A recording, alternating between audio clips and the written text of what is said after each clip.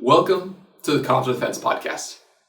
I'm your host, Connor, and today I'm really excited to bring forward this guest, Dr. Rebecca Wynn. She's a CISO, an author, a keynote speaker. She's been a consultant, and over her career, she has brought forth more than 70 publications and presentations to the security community.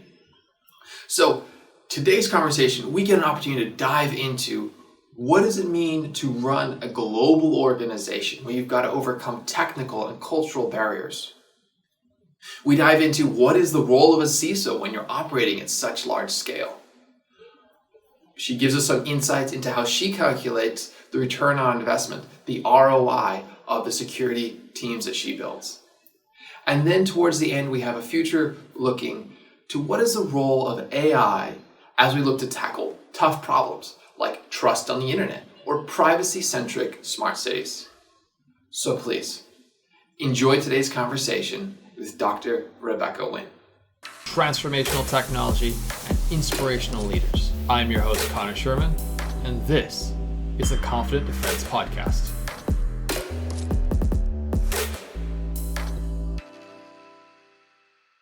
Welcome to the Confident Defense Podcast. I'm your host, Connor. And today, our guest is Dr. Rebecca Wynn. She's a CISO, author, keynote speaker, and consultant. She has more than 16 major industry and federal certifications in cybersecurity and risk management.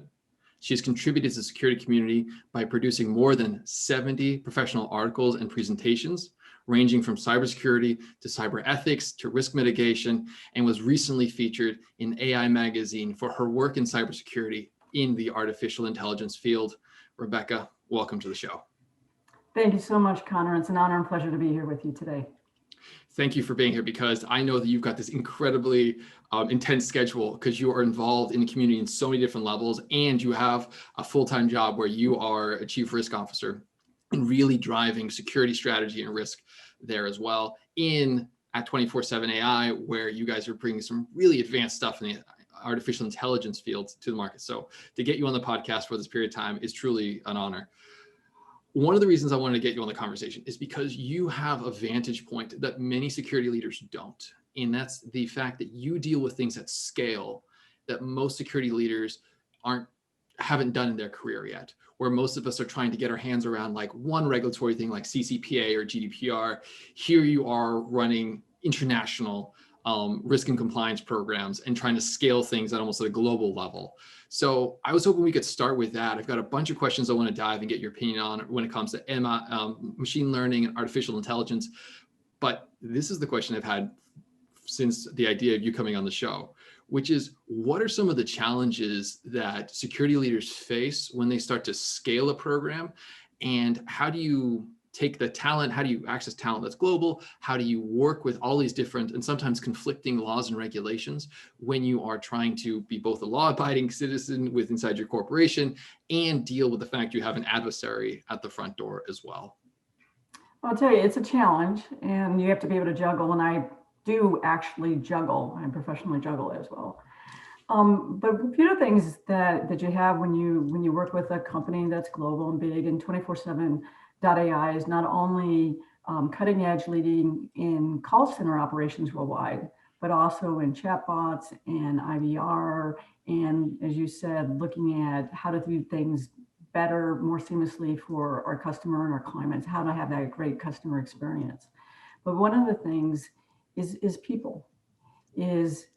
Culture only can move as quickly as you can get your people as whole to move. And so when you have a more complexity, when you have cross cultures, because then you have culture differences, you have where people are residing differences, you have differences in their capabilities technology wise, maybe it's bandwidth, maybe it's what the MPLS can deliver, things along those lines. You have their preferences different, what type of operating systems that you can use, what kind of servers that they use. You have different talent pools that you can pull in. So you have a whole plethora of stuff along those lines. And then coming off of COVID-19 was even a bigger challenge, not only for me being a global company, because now you had to get people at home. They might not be able to get into the cities where you actually had the proper infrastructure and things like that to be able to address. So then you had to like almost retrain people after they went home.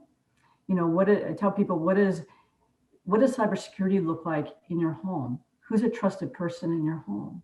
And one of the things that people forget about is you might be at home with your wife and your kid, or your husband and your kid, and you have 4 bedrooms, you go to your own bedroom, you don't think anything about it. But holistically around the world, that might not be. Maybe someone else shares a home with 6 other people.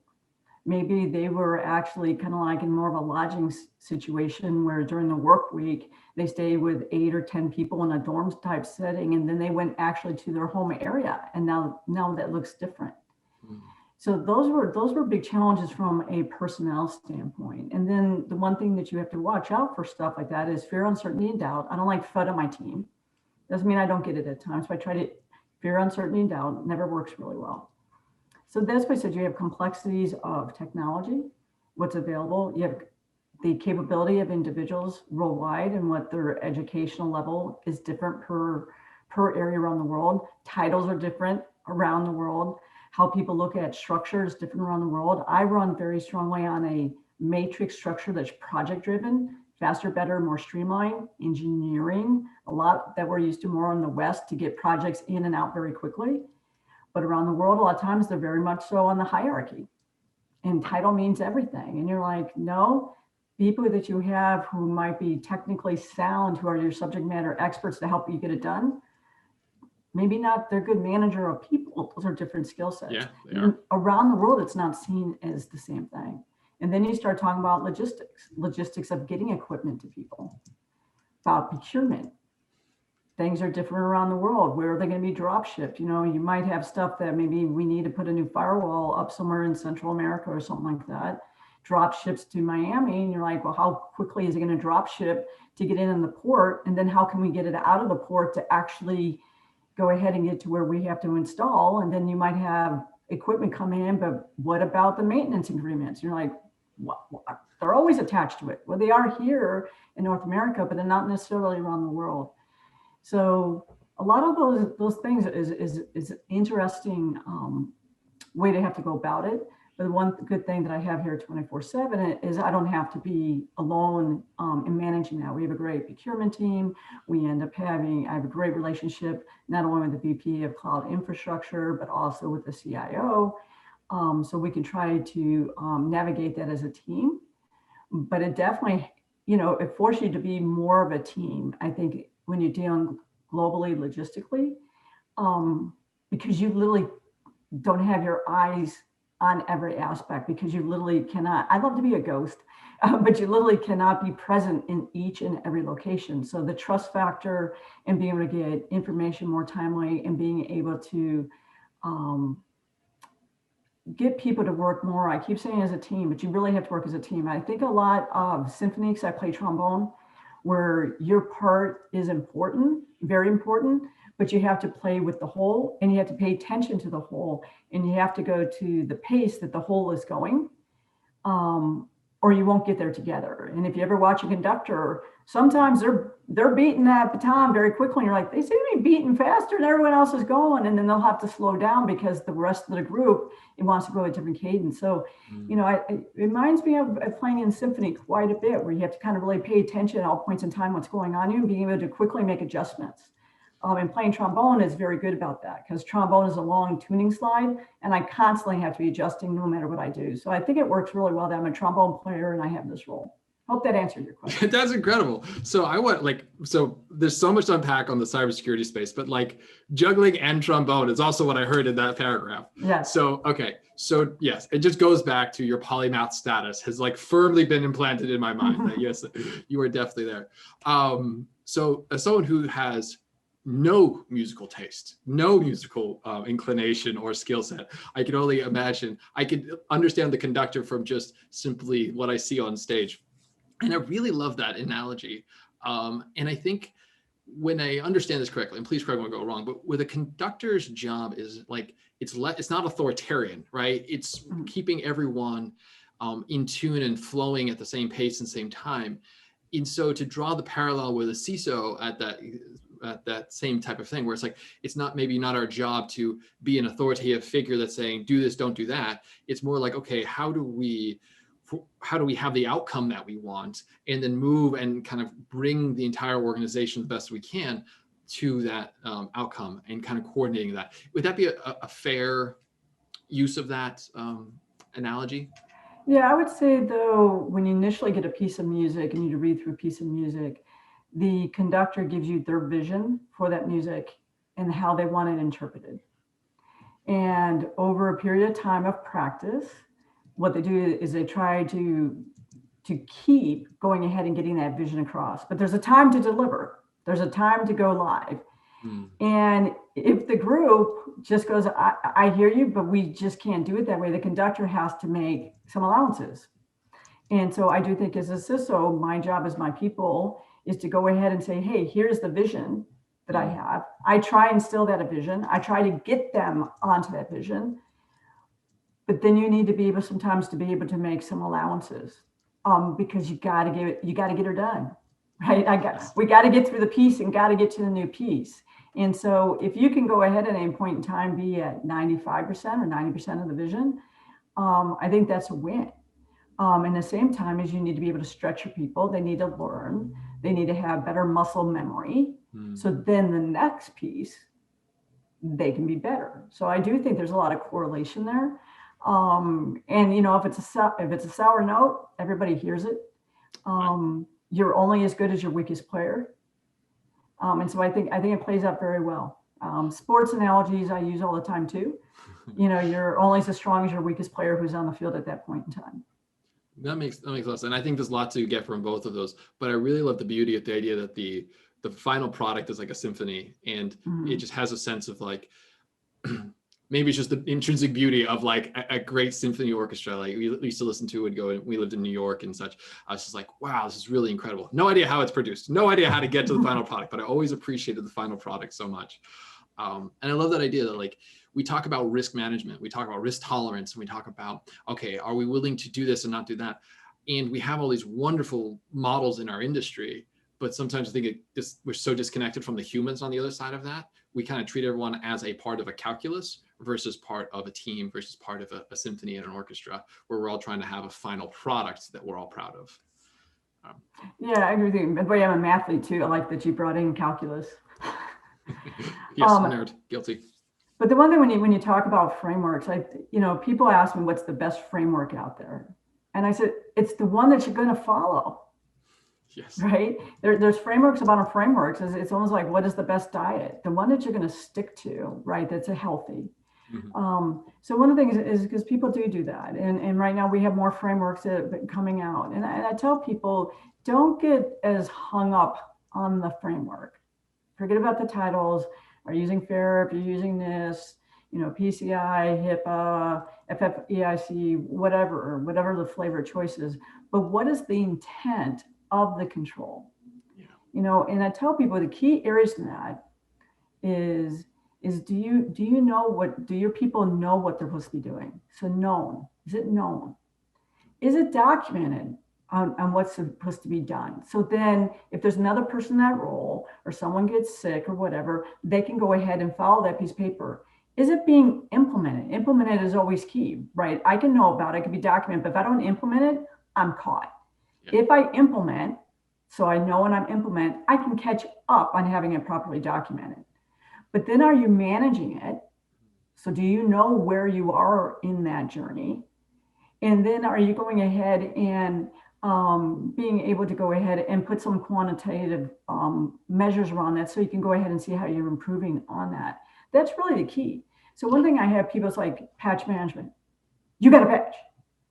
Why? And then you'll have people like, oh, because it says here we got to put this patch on in 24 hours, whatever. Why? Okay, so obviously you don't have the basic understanding around there on what it is about this patch in particular that I need to put on my systems, because what is it trying to do for me? And then one thing I tell people is that you have 10,000, 15,000, 20,000 endpoints, whatever, 100,000 endpoints. What do you do first?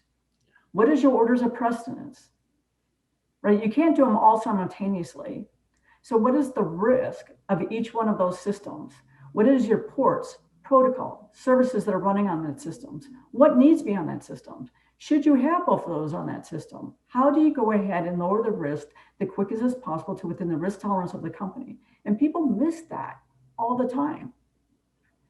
And there's something really powerful about what you just said, because it was so simple, but it gets missed so quickly. And I think part of the problem is getting hung up too much in the, as you mentioned, on the framework side. No, we shall do this because this document says so, versus just kind of like understanding why we're doing something, why we're implementing control. It's like, oh, because risk is such and such, adversary can abuse it in X way, impact is Z.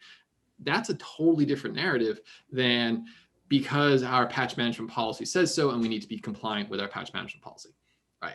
It's a far more powerful sentence, right? And goes back to, I think, what you were saying, which was, as security leaders, our objective is to start with clarity. Like, what are we doing? Why are we doing it? Is it being effectively communicated? Is it being measured? And do we have that on a loop so we can have a feedback cycle going through it again? So when things drift and there is a sour note in the symphony, just to bring that back in, it's like, okay, cool. How do we course correct and bring this all back together? Yeah, and I've had too many times where I've had, when I've looked at internal reports, be my company, or you, as you said, I've been a lead auditor worldwide. And then someone will say, well, you know, they have on the risk score, the CDS, that this is an 8. And yeah, we just determine it's a low finding. And I'm like, how did you make that determination?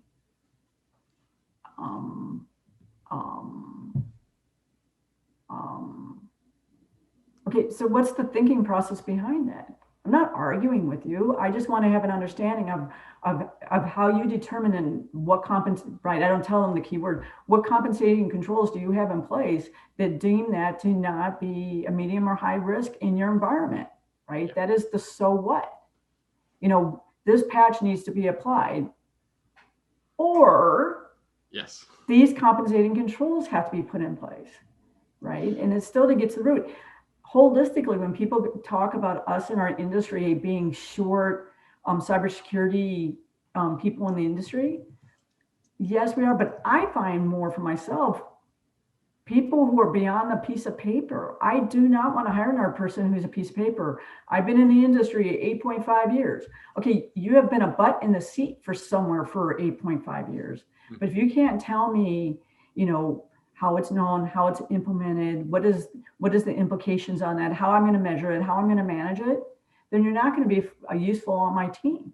And so one of the things is, I said, the critical thinking skills, I think, have been missing from our industry. There's a whole gap of people that have missed that. And they're like, I don't care if you have CISSP, I don't care if you're CISM, I don't care CISA, I don't care what initials. And everybody knows that I have a lot of certifications, and I can defend every one of them. Yes. But I'm finding people miss that. They get a piece of paper and you can't even, you know, you have a CISSP. What does CISSP stand for? What does that acronym stand for? You know, as a whole, you know, I think we need to be thinking a lot more of the so what. If they can't patch this, why can't they patch it? How does it impact the business? How many hours of downtime do we need to have? How does that impact the applications we're running to run the business? So if we cannot do that patch, what else can we put in, or what else do we already have in PIN to go ahead and to make sure that that risk that's associated with that patch is not going to go ahead and be effective to our company, not going to be a negative impact? That thinking I find missing, and do you think consistently. Do you think there's something we could be doing as a security community to help foster that critical thinking, to help foster that beyond the piece of paper? Well, the one thing is, I think there was an uptick. It was like, we need cybersecurity professionals. And then people are like, cool. And I've had this. I would tell you that I've not gone not 1 year in my career where I haven't had this in the last many years. All somebody, and they're like, hey, you know what? I have somebody who's on X team and they want to be on the cybersecurity team. And I'll say, will you talk to them? I'm like, okay. So I'll talk to them. And I said, why do you want to get in cybersecurity? Pay is good. No, they always say that. What do you know about cybersecurity? You know, they watched an episode of Mr. Robot, or they read that hacking is fun. But that's all they know, right? those aren't the type of people we're looking for. People have to realize that we are a special discipline. We're not networking. We're not server management. We're cybersecurity, right? And it's beyond confidentiality, integrity, and availability. It's beyond that. Is what is the risk to the company? And can we maintain the risk tolerance of the company? And as you said, governance, risk, compliance, the whole kit and caboodle. But what happens is, I think it's because we've come late to the game compared to operations and networking and server, that we get a lot of people who just get fed up for one way or another for those departments. And let me go over here because these are the new kids who are just trying to figure it out. So I'll have less pressures and I can just do fun stuff. But I do get a lot of people who are like, I just want to be on a red team. And I'm like, what does that mean? I just want to go hack stuff. What enterprise is ever going to hire you just because you want to go hack stuff? Yeah, it's not a summer camp project. Yeah, so I think that's part of the thing is, go ahead. There's a level of resilience that one needs to have baked into their frameworks and their way of thinking. And they're like, I use the word adversity, not as like this is a bad, I'm not like a nutritionist, we have a hacker, but like, it's hard. Like if you want to join the discipline of cybersecurity, like you said, it is a specialized discipline. It's like, do you want to stay up to 2 o'clock in the morning? Like, is that seriously something you want to do? Because you'll be in charge of helping a team recover something that's been compromised. And that doesn't happen on a 9 to 5. It doesn't happen. Things happen over Thanksgiving and Christmas. Are you comfortable and excited to do that? Obviously we want to build good teams that are healthy and we have all that balance in place, but there is a level of like grit that you just can't just fall into cybersecurity. You've kind of got to like really want it. Otherwise you would just have either a terrible experience or be a terrible experience on someone else's team. Just my 2 thoughts on that. Yeah. No, it's true. Because most of the time what we do is we do get people who, I get a lot of people at times who this is their second career, found out that this was their love for somewhere else. So like you said, they've had times where they've had to, work things out. How are they going to conduct themselves from a day-to-day standpoint? How are they going to go ahead and be methodical? Different things along those lines. And if you look worldwide, just because we were talking about people want to hack stuff, right? If you look worldwide, I dare anybody to look at any of the major breaches that we've had over the past year or 3 years or 5 years and find one point in time that no matter what the company's size was, they did not find a company that did not go out and partner with bigger companies who had dedicated resources, that's their expertise to go ahead and be those forensics experts. When you have something like that happen, it's not a time to go, hey, let me go ahead and I wanted to be cool kid on your red team. Let me go figure it out forensically while maybe state-sponsored terrorism or something like that is going on and attacking your systems. That's why we augment our teams with other companies who they have specialties along those lines. And if you go to get hired with them, look at the job posting. They're once in a while they'll bring interns in or junior people, but most of the time they bring people who've had 10, 15 years of experience in a variety of companies to come in, and then they still have a 3-year training period or so within that company. It's not one of those things where I think that's where CSI and all those other stuff, I'm gonna pick on CSI because they had that cyber forensic one, but that Mr. Robot, they just think it's kind of cool and I can just learn it real quick and wing it and go. And it's not that way, guys. And that's the one thing. We need to get back to the fundamentals. We got to get back to critical thinking. We got to get back on how I can write a report intelligently so people can go ahead and act on it. How can I go ahead and even write a service desk ticket to get the groups that have to take action to know what they're going to do? Because the one thing that I've done that in my career too, read these service desk tickets. And I'm like, I do a lot of reading, as you know, and I go, it's putting me to sleep. And then I think someone who has to process 100, 150 or 200 tickets, whatever they have to do in a day, that they're going to read, what would be a PhD dissertation for me to try and figure out what it is that you want them to do. So those are missing. Those critical skills are missing. And you do see that. I'll go back to work at home. Now that we're working home, how do you write an effective email? How do you go ahead and be able to get action? We're losing some of those skills the more that we get working at home. So when you talk about that, and I do stuff with the universities as well, but I tell them, I said, you guys got to get back to those fundamentals And so we really got to get, everybody needs to be a very strong analyst, be a strong analyst, then move into engineering or something like that and take that mindset. And if people don't believe that, I dare you to watch any newscast and see how many times that they go ahead and when they want someone to speak on any subject, that they put the engineer to talk to the world. Very seldom. It's always an analyst. That's a really interesting insight. Yeah. I never put two and two together until you said that. I think that's a great insight, because you're right, because you spend all this time analyzing data sets and then communicating it effectively. And your success is the ability to help another human being understand a problem and then take action. It's not anything else, right? That's the point of analysis, is to help another human move into action. Correct. And we're missing that skill set holistically. I think across our sector as cybersecurity professionals, we're losing that with just trying to get the certification. And I drive my teams back to looking at taking those type of courses and short courses, right? Having someone take 12 weeks with courses, I don't think works.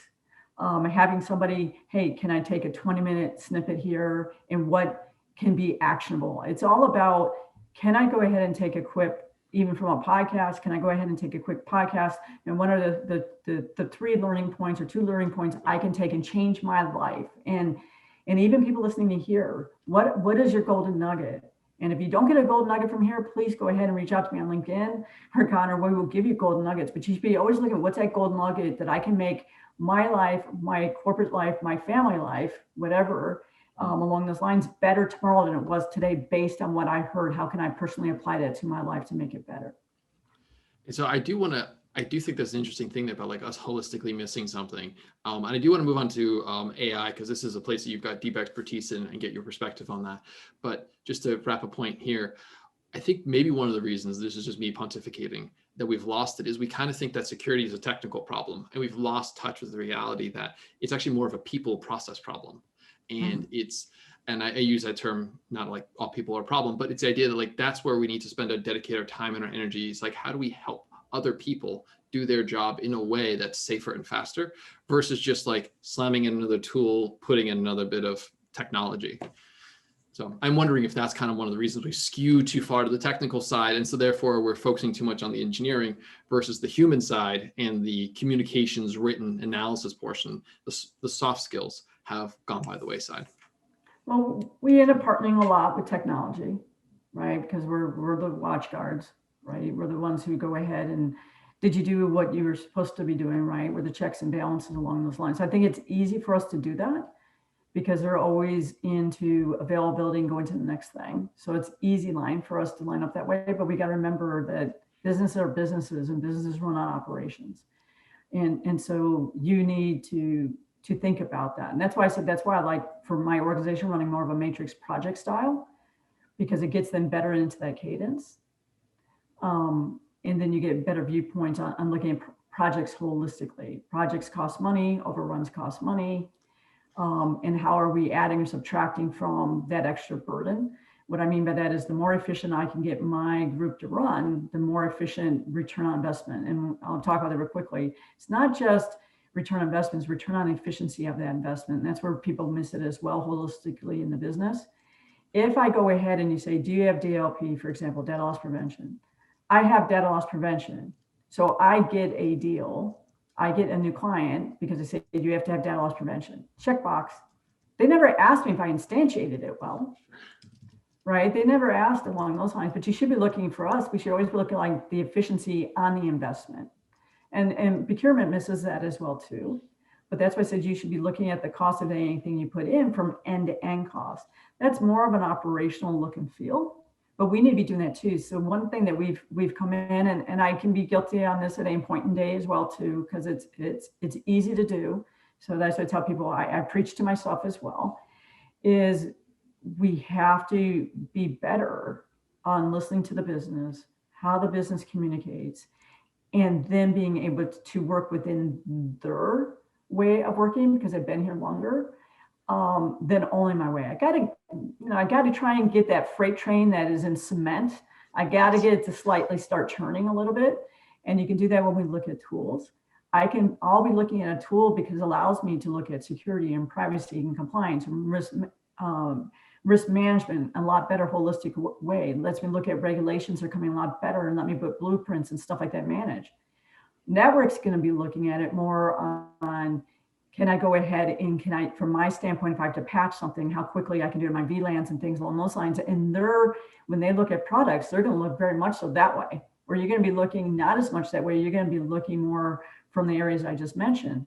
But if you want to look holistic at the company, you got to meet with them and you got to say, okay, here's your needs, here's my needs.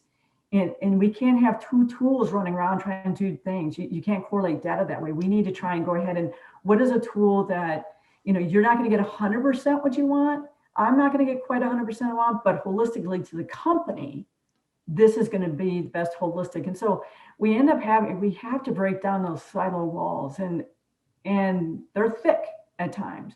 And we will get dug in on our point of view and they will get dug in on their point of view. But at the end of the day, we all have to remember that your job is to make your company the best company that can be and the safest that it can be. So you have to go ahead and think about it. It needs to be able to run the business. Yeah. But if they are breached, you can put your company out of business and nobody wants that. Nobody in the company wants that. So come back to the fundamental that we are running one team. Business has to run. Yeah. Right. But we have to be part of the solution to run. So you need to be able to work a lot more with those and get them holistically. And I would tell people it's tough. It's tough day to day. It's tough. But just remember that everybody's at heart really wants what's best for the company. So when you're in conversations, bring it back on, guys.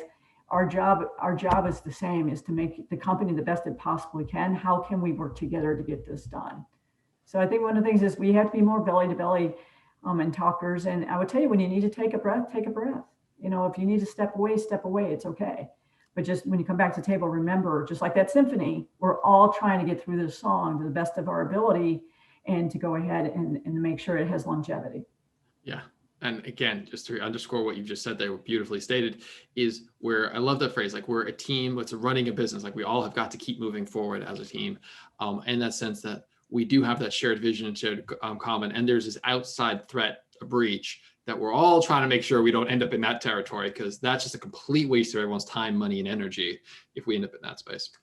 So let's bring back to deepfakes, something that is just it hasn't been weaponized yet to the degree that like traditional emails and from a phishing perspective has been there, but like it's here. The ability to create content, take a snippet of somebody saying something, and then produce something that to the human eye is almost impossible to distinguish, and have them effectively say something they didn't say or request something they didn't request. And this goes from like just voice samples to full videos of, presidents giving speeches. We've seen some research work on this. Presidents giving speeches where they didn't say that, but it looks so perfect around that. So you've got, again, this vantage point into the AI ML universe. And I was curious your thoughts around this, right? Deepfakes, like where do you think there's going to be risk as security practitioners, but also from just a general society impact when we stop trusting what we're seeing on the internet? So yeah, what do you think some of the impacts of like deepfakes are going to be towards like phishing, disinformation? I'd love to get your perspective on that. Well, I think it's always interesting. We're in a society where it's a news bite. And that's the one thing that is positive if a company goes ahead and it has a breach, is that might last one news cycle, two news cycles, right. And turn over very quickly. But the one thing that it's come on to is if you go ahead and if you can search that, whichever search engine of your choice is, it's got to be true. And you're like, no, it's not. People will go ahead and if I read it, it must be true. And that has been coming into the world for a long point in time. And I think over the last, several years, it's very much so has been that way. And one of the things that we've seen where newspapers who used to be very strong journalists who wouldn't print something until, they fact checked, and I have 4 sources who will go on the record and all that kind of stuff. Because of the faster news cycles, it's like, well, such and such, just run with it. And so that's the one thing is I tell people, I challenge people, and I said, watch for retractions. watch instead. If you think, hey, this is a really great article, go ahead and tag it. So go ahead and bookmark it and have it ping you, right? So have it reach out to you, have it tell you every single point in time it's been updated. Every single point in time that those facts have changed from the initial writing. That's what's pretty amazing anymore. And it's because everyone thinks that you have to be on 24/7. You talk about being up late. I was up late last night till 2, 3 o'clock in the morning. I was looking at news, and it's funny because I'm like, I should get some sleep here, because you can do that. There used to be a period of time where, people could go to sleep and you knew the news wasn't going to be updated. So there's a danger with that. And then the danger has been is over the years, even if you look at major publications, where every single one of those major publications, at least that I can think of that comes to my head, every one of them have lost our trust because they've run with stories that have not been true. If you look back years ago, you would never have said that. They were always cutting edge, breaking stories after tons of fact checking that you're like, and have changed the world because of it. Now it's like, do you really trust this source or this source, right? And so I think that's one of the things that's disappointing right now. And then as you talk about, hey, how about, someone redigitizing Rebecca's voice and stuff like that, as well as I know, you can download applications anymore. You can change my image. You could post this with red hair. You could go ahead and make it that my nose, everything else, stuff like that. And we can do it as fun, but you can do that in real time. And part of it is because of the AI and learning that they have. When you talk about holistically world-wise, I was on speaking with HP, and some of these other people with the new quantum computers are coming out. They weren't supposed to be coming out for several years, right? And so now the quantum capacity, it's great from an analytical standpoint, because we'll be able to processing things quicker, get correlations quicker. And so when you talk about from a security perspective, then you think about Rebecca's voice, how she stops and how she puts her lips together and does all these other type of nuances. Those type things will be able to seem better by those type of computers. And there's not going to be a zillion of them out in the world because they cost a lot of money. Those ones will be able to pick up those nuances that the regular people don't have. So one of the things is for regular people, I said, you still have to go back to fundamentals. Is that something that sounds like Rebecca would say? Yeah. Is that the way that she has spoken before? Is that her actions? And I think one of the things is if we come back to our core and go, really? Right? No undocumented being implemented, right? Trustworthy, is that something, all those same fundamentals that we used to do years ago, if someone was just gossiping and said, hey, such and such and such and such, you're like, wait a minute, that doesn't even sound like that person. We need to come back to those fundamentals, because I think really in your heart and your gut, a lot of times you look at something, you're like, oh, wow. And then you're like, wait a minute, that doesn't line up with how the person has talked before. Or it does line up with how they talk, but there's something that you're like, in your gut, you're like going, you should challenge that. Yeah. And just because you see it in a search, you should still challenge that and compare. So the analytical, critical skills that I talk about being good analysts in our field, you should be looking at that every single point in time. And so again, it comes back to those fundamentals: critical thinking, critical skills, looking at what's being said, how it's being said. Is it reasonable? Is it not reasonable? People need to come back to those skill sets. And just because you see it in an image, just because you see it in writing, just because you see it in a video clip, should still use those same skill sets and go, really, does this line up and does this make sense?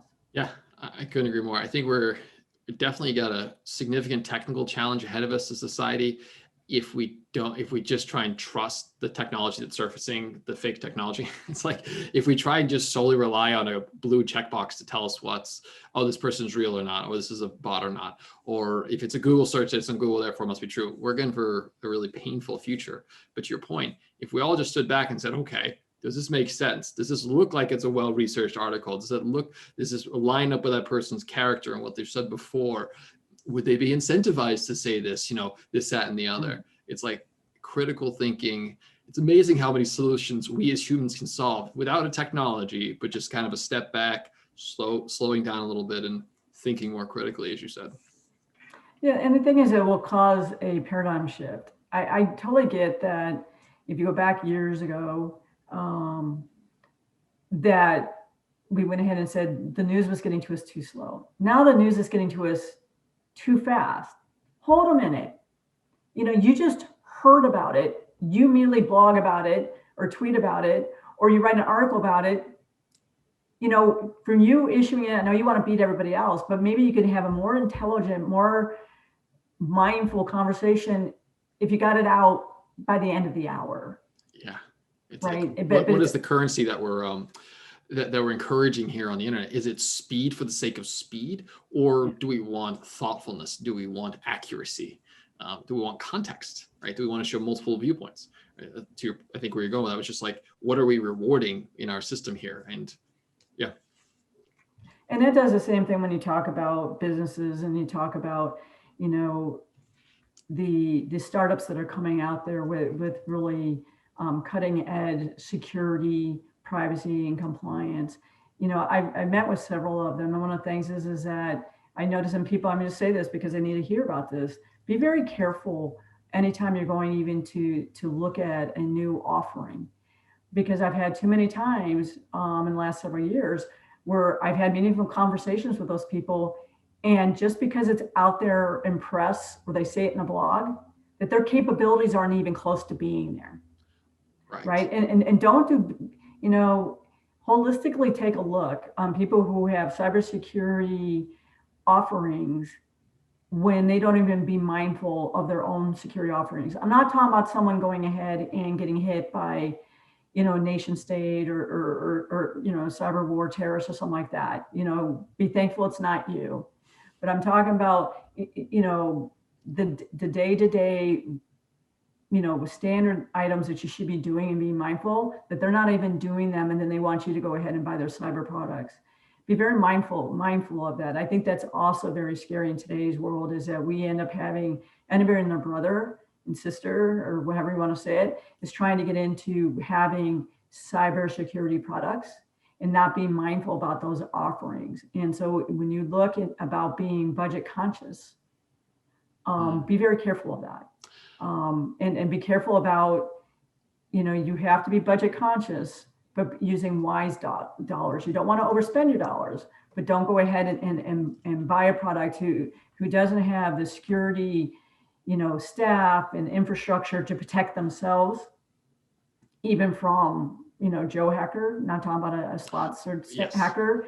And then you find out that yes, you save dollars, but you put yourself in jeopardy. I think that's an interesting, powerful insight as well. We look at security as an ecosystem, in that it's not just about us and the tools that we have, but like we are leveraging technology and services from other companies who have their own companies behind that, and they third party, fourth party, fifth party, on you go. It's an ecosystem where we're all working together. So not just to exactly what you said, I couldn't put it better, right? It's the idea of like, you spend your money wisely. There's a sense where you don't spend too much, because that's not wise. And you also don't bring on a bunch of security risk debt just to make sure you hit your financial metrics as well. Because I don't know, I think it'd be fair to say this is also kind of a timely message for a lot of security leaders in the space, where COVID has really crippled a lot of business. Like revenue has come down for a lot of people, and even those that are resilient enough to really, do well, or some are even thriving in this market. But those that are kind of just resilient and just kind of holding out for COVID to kind of come to the other end and to thaw out. One of the areas that's been cut for a lot of security leaders has been their security budget. So, the risks didn't go away, the adversaries didn't go away, but the budget that they usually would have had to allocate dealing with those risks and those adversaries has either been diminished or gone away. So what are some of the things that you might offer to other security leaders in the space when they're looking to make those wise and thoughtful decisions on where to invest that technology investments? Well, one of the things that I think it's always challenging is when you come in, like for me, when I come in, you come in inheriting products that other people have procured for one reason or another, and usually don't agree with all their decisions. And I try to remember that I wasn't there. So I try to think as much as I can. Sometimes I scratch my head. I don't know, I wasn't there in the meeting, so I don't know what the time constraints, I don't know what the personnel constraints I'm looking at. But one of the things that I challenge people to do is take a look at what you have now. Take a look at are you using everything you bought, right? There's a lot of ways. And it's not only for cybersecurity, it's technology, it's human resources, it's finance, it's across the board. Is really, are you using what you bought? And if you're not using what you bought, why? Are you going to get there, right? Because a lot of times people go ahead and they say, well, I'll buy this because we're going to. Well, when is the so what, right? Because you were not a good fiduciary with your budget if you're the person at the time who did that. So that's one thing is, and then look at what is it that you need. And that's really tough. When you ask people, especially with cybersecurity, it's tough and people don't realize it. When you look at features and benefits, it's hard. If I'm going to buy a pen, features and benefits of a pen are pretty easy to compare.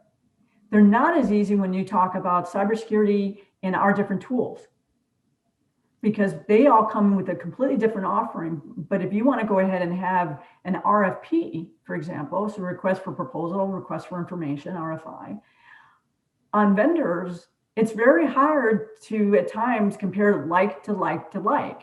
Their algorithms, their back end, how they're doing AI, machine learning is different, but you're trying to go ahead and say, what is the best to get in for my company, not only for today, but maybe it's a 2-year or 3-year buy. I'd say a lot of those are going to 1-year buys anymore, but that's what's really a challenge, because we get pressed by procurement and everything else is, I want to go ahead and have these features and benefits, but our tools are so different in how they're built, it's hard. But the one thing to uncouple that, you really need to get that uncoupled, because I found more times than not in my career where literally maybe we went ahead and they, let's say a SIM or whatever, maybe really the big cost of yours is on that data lake and not on the front part of the SIM. And maybe you're doing business with somebody who expects to be able to be the best use and to give you a one pane of glass. They also have to have not only this X business from you, but they have to have A, B, C, D, and E, and F, and you have to have the whole enchilada, right? It's a huge enterprise thing, but you might not be able to holistically be able to do that, because most of the time in organizations, a lot of times they're really set in divisions, and you have different people in play, different skill sets, different workings, and you might not be able to have one company own all, right? I think the days of one company own all is on the wayside. So those are really challenges for us. And so one of the things that it's a make a flat forehead, right, by beating your head against the wall, but at the same time it's a necessity, is where I said where we've had to have a paradigm shift on where you need to go ahead and you need to meet with, maybe it's server teams and networking teams, and maybe you need to meet with the CTO and the CIO. And instead you guys need to come together and see holistically how you guys can protect the enterprise as a whole. And then what tool sets can you guys together manage versus singularly, and that's been holistically when I've talked to other CISOs as well. But it's always been, did we overpay, right? Because it's one thing, and we got to be careful in the vendors. I don't like it when vendors get a bad name because the company didn't instantiate the tool that was purchased. That's not the vendor's fault. Right. Yeah. Now, they might be partially at fault, right? Because you also, I think you have a fiduciary responsibility. If someone buys your tools and puts a significant amount of money, that you as account manager, you should go ahead and make sure that they stay with your business. You should make sure that they're set up for success.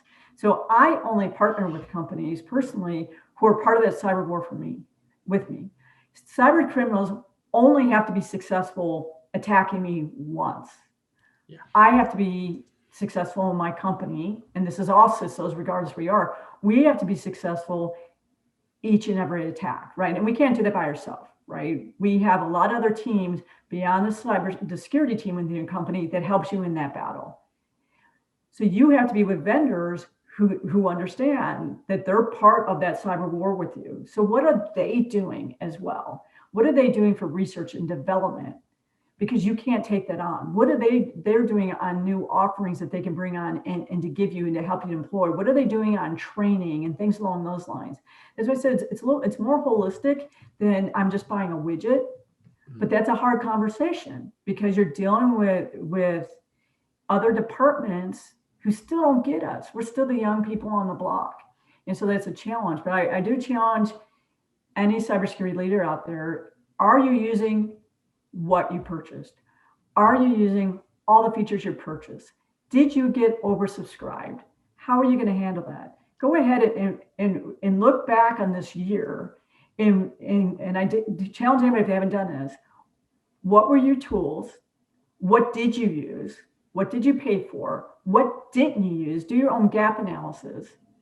And then what is that was to be the invoice waste that you had.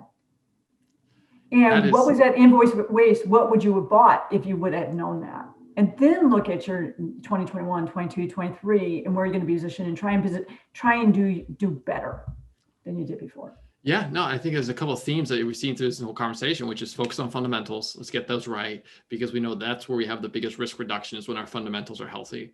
And then the second thing you've mentioned throughout the whole thing is that security is part of a larger team. And as a conductor in this orchestra, we can recognize that there are plenty of other teams. And if security really is everyone's responsibility, we have security champions throughout the organizations, and nobody wants there to be a breach, then let's leverage that and make decisions together as a team the best we can, so that everyone's coming together and say, okay, yes, this makes sense to make a capital expenditure for X product or Y service, so that we can have together recognize this risk reduction. And then, well, I would imagine, and I would challenge anyone to disprove this, you would have an easier time deploying and operationalizing those tool sets if it wasn't security forcing it into somebody, but together as a team, that decision was made. So I think it's a really good insight there. Yeah, it's a paradigm shift, not only for security, but it's a paradigm shift for them, because a lot of times you find that security budget isn't solely under security. It always gives me a head scratch a little bit, but it might be embedded because they might have it project minded, right? Or division minded. And so you might have, and I would tell security personnel, if you haven't looked at that, do you have any of your budget that's hidden under somewhere else? I bet you do. And at times I might have someone else's budget hidden underneath me, right? It's because budgets are made before us. But that's why some of those synergies help. But I'll tell you people, just because I want to be encouraging, it does at times seem like it's a freight train that is full of cement that you're trying to move.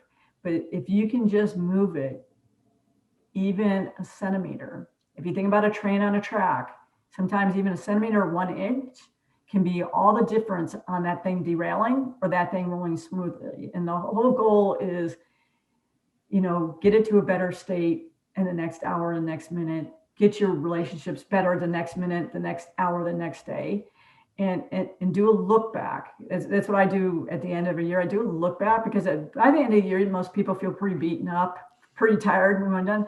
Yeah. But just remember your wins and remember your daily wins. And maybe it's like, you know what, you guys have never been able to really have a meaningful meeting of the minds and really align on a project, and you just got it.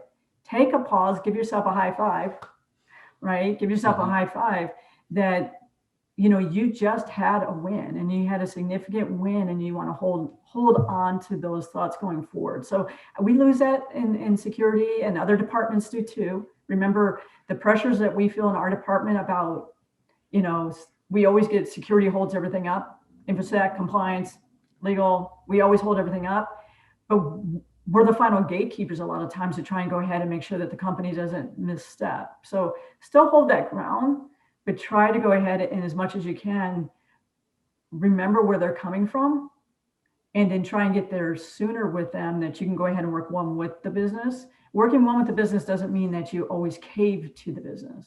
And I've had it in my career too, where I'm like, I totally hear you. I have a double MBA. I totally hear you. However, for my position, it would be insane for me to be able to sign off on this risk, even if it's a 2-day risk. Executives, you need to be able to do that. I understand, but I can't sign off on that business risk. You guys need to sign off business risk. And here's the reasons why. If you guys need to do it, I understand, but I can't do that. You need to be able to have those conversations, be able to stick up. Again, I'm not saying the business can't do it. I'm saying that these are the reasons why I really can't, in my position, sign off on these, and I shouldn't be the one signing off. We have a different role inside the organization. And as a team, we hope that we've built the team correctly, that it all balances out in the end. But that's part of the counterbalance is there. So Becca, I got a final question for you, because we're coming to the end of our show here. You are with 247.ai. You've, as I mentioned at the top of the episode, you just recently got featured in AI magazine as a security leader in the AI space, which I encourage everyone to go read. And then I will also link to in the show notes this article. But let's end on a positive note here. Like, where do you see some of the positive outcomes of artificial intelligence for our society at large? Right. So whether that's from improving public health to improving equity and overcoming bias, like where do you see some of where like AI can help us achieve more of the aspirational things that we wish to do as a society? No, thank you very much. And along with the AI magazine, I'm on the cover of Technology magazine. So That's right. so also please look at Technology magazine. So AI is interesting. I was just so one of the things is we have smart cities, and one of the things I would say is smart cities actually took a back step last year. One of the reasons was concern over privacy. And it's interesting that we've had COVID.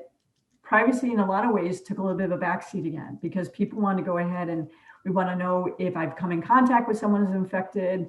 And so, yeah, I say no personally. Again, that's a personal point, but people are like, hey, let me go ahead and let me go ahead and tell everybody that you might have touched, came in contact with, to go ahead and that you have COVID. And so that's one thing we see AI works really well. So they can go ahead and they can say, hey, did you go ahead and send out some sort of social media that you were at, some sort of gathering with these people? And we can go ahead and we can see very quickly the other people who are at those gatherings. And then we can go ahead and tell them, hey, this person might have infected. So those are the smart ways that things are happening, right? And as you talk about smart cities, which is beyond camera feeds, things along those lines, but they can link very quickly and they can say, hey, you went to the store, you went here. And so we can do it from public health. So public health right now is the big thing that we're seeing on that. And then the interesting thing on that is, okay, what happens with all that data after COVID? It's not anonymized in all cases, because if you looked at HIPAA, so Health Insurance Portability Accountability Act, they went ahead and I would say they kind of took a non-looky-loo. If you were using big companies that are known to go ahead and to maintain a HIPAA compliance structure, already known, already been tested, they let you go ahead and use those systems without going ahead and being HIPAA certified. So that was so we could have telehealth and things along those lines. And so we've seen that ramp. And we also saw other privacy regulations that were supposed to roll out this year kind of have a pause.